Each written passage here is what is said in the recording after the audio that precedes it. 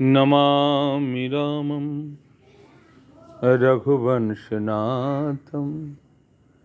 गीता का सर्वश्रेष्ठ श्लोक। मेरी नज़र में जो गीता का सार है वो भगवान कृष्ण ने एक श्लोक में कहा है और मैं चाहता हूँ कि आप भी उससे लाभान्वित हों। भगवान कृष्ण कहते हैं अर्जुन से, सर्वधर्म परित्यज्य मामेकं शरणं व्रज अहं त्वा सर्व पापेभ्यो मोचयसि मा शुचः। सारे धर्मों का तुम त्याग कर दो। इसका मतलब कि तुम अधर्मी मत बनो, लेकिन परमात्मा का जो धर्म है, परमात्मा की जो शरण में है, तुमको आ जाना है। तुम चिंता मत करो। परमात्मा की शरणागति का जो धर्म है, सर्वश्रेष्ठ धर्म है। त्यज्यो पिता प्रहलाद विभीषण बंधु भरत महतारी। किसने किसने इस धर्म को माना? पिता ने कहा कि नारायण भगवान नहीं हो सकते, मैं इस सृष्टि का मालिक हूं।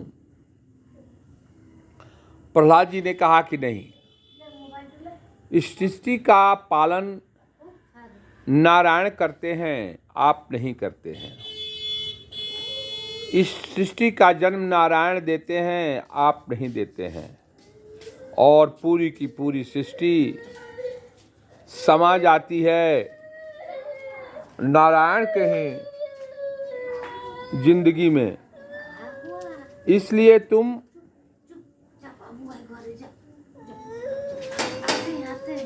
तुम कभी भी नारायण नहीं हो सकते। हिरण्यकशिपु ने कहा कि नहीं, नारायण मैं हूं। प्रहलाद ने पुत्र का जो धर्म था,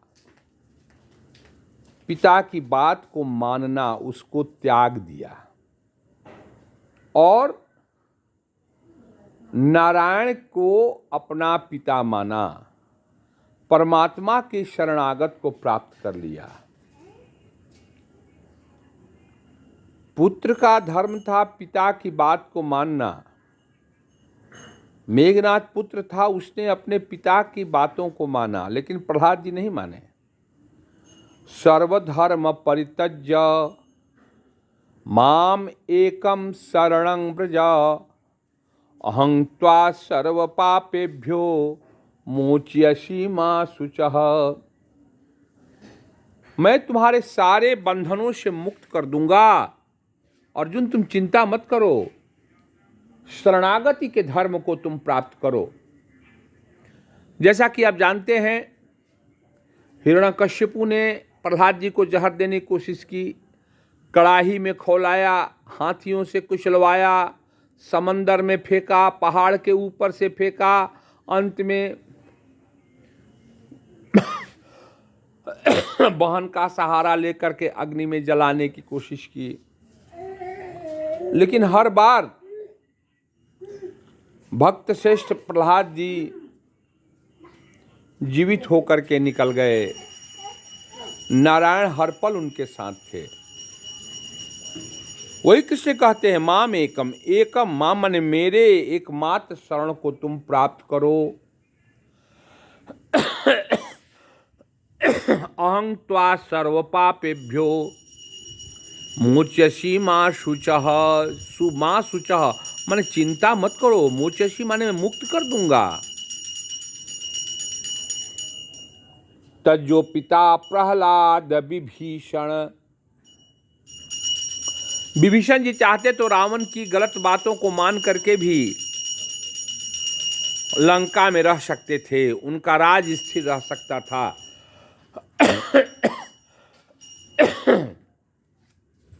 लेकिन विभीषण जी महाराज ने कभी भी रावण की बातों का समर्थन नहीं किया, बल्कि चलते समय उन्होंने कहा, तुम पितु सरिस भले ही मुहि मारा, राम भजे हित नाथ तुम्हारा। हे प्रभु रावण, हे बड़े भ्राताश्री, आपने भले मुझ पर लातों का प्रहार किया हो, लेकिन आपका कल्याण राम को भजने से ही होगा।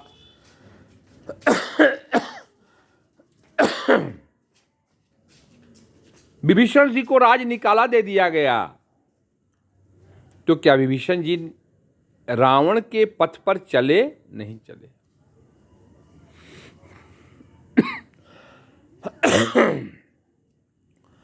तज्जो पिता प्रहलाद विभीषण बंधु भरत महतारी।